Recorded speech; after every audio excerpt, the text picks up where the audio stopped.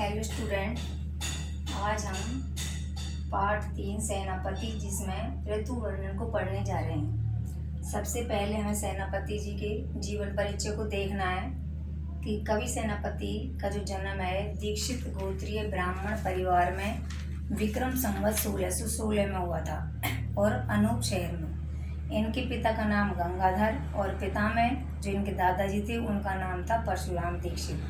इनके विद्यागुरु हीरामणि दीक्षित थे। ये अलंकार संप्रदाय के समर्थक थे और राम भक्त कवि थे। रीतिकालीन कवियों में ये प्रमुख स्थान रखते हैं। ये ब्रज भाषा के कवि हैं और इनकी रचनाओं में प्रसाद और ओज गुण की प्रधानता है। ओज गुण वो होता है जिसमें जोश की बातें होती हैं और प्रसाद का मतलब है जो नॉर्मल होती है। ये श्लेष अलंकार के प्रयोग में सिद्धहस्त थे। श्लेष अलंकार का मतलब होता है एक शब्द के अनेक अर्थ निकलना। इनकी 2 रचनाएं प्रसिद्ध हैं। पहली है काव्य कल्पद्रुम और दूसरी है कवित्र रत्नाकर। तो इसमें सबसे पहले हम इसको देखते हैं कि ऋतु वर्णन में इसका पाठ का परिचय है क्या, इसके अंतर्गत किन ऋतुओं का वर्णन है। इसमें 6 ऋतुओं का वर्णन है और श्लेष अलंकार का प्रयोग भी हुआ है। तो पाठ में कवि ने 6 ऋतुओं का प्रभाव मानव पर और प्रकृति पर होते हुए दिखाया है। मानसून के आने पर किसान उसे उत्सव की तरह मना लेता है और ग्रीष्म ऋतु जब आती है तो मानव जीव जंतु परेशान रहते हैं गर्मी की भयंकरता के कारण। शीत ऋतु में पूरा जन समुदाय ठंड से ठिठुरता रहता है और अपने बचाव के लिए आग जला करके उसका सेवन करता है। और उस समय है जो सूरज का प्रभाव भी बहुत कमजोर पड़ जाता है। ऋतुओं के प्रभाव का इतना जीवंत जो वर्णन किया है वो सेनापति जी ने किया है और किसी ने नहीं। तो हम सबसे पहले इसमें ऋतु वर्णन को देखते हैं। तो इनमें इसका जो जीवन परिचय है उसको देखते हैं। तो इसमें है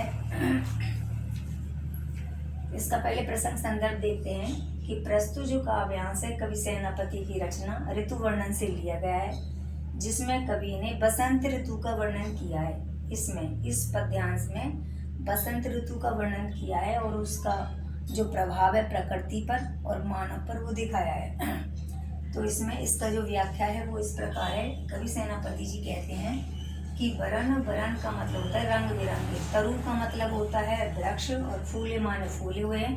उपवन वन का मतलब है बाग बगीचों में, कि बसंत ऋतु के आने पर बाग बगीचों में रंग बिरंगे फूल खिले रहते हैं। सोई चतुरंग संग दल लयतु है और ऐसा लगता है मानो राजा अपनी चतुरंगनी सेना को लेकर के चला आ रहा हो। चतुरंगनी सेना का मतलब यहाँ से ये है क्योंकि रंग बिरंगे फूल भी अनेक कलर के अनेक प्रकार के होते हैं। तो ऐसे ही राजा की सेना में भी हाथी घोड़े पैदल और घुड़सवार होते हैं। तो राजा भी अपनी चतुरंगी सेना को लेकर के लयतु माने लेकर चला आ रहा हो। तो राजा को यहाँ पर बसंत ऋतु को एक राजा की भांति दर्शाया गया है।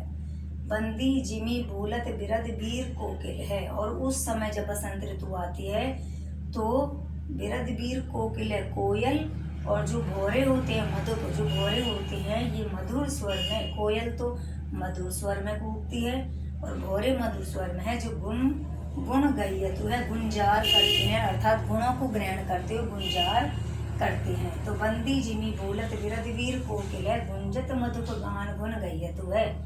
और उस समय बसंत ऋतु आने पर कोयल तोते जो मोर हैं वो मधुर स्वर में कूकते हैं और जो भौरे हैं वे मधुर स्वर में और वे गुंजार करते रहते हैं, अर्थात गुणों को ग्रहण करते हैं। अगली लाइन है आवे आस पास पुहुपन की सुवास सोई। पुहुपन का मतलब होता है पुष्पों की सुवास माने सुगंध, सोई माने व्याप्त रहती है फैली रहती है। और उस समय पूरे वातावरण में फूलों की सुगंध व्याप्त रहती है। पूरा वातावरण है जो फूलों की महक से सुगंधित रहता है। सौंदे की सुगंध माज सने रही होती है और उस समय ऐसा लगता है कि सौंदे की सुगंध का मतलब राजाओं के महल भी माज सने सने माने भरे हुए रहते हैं।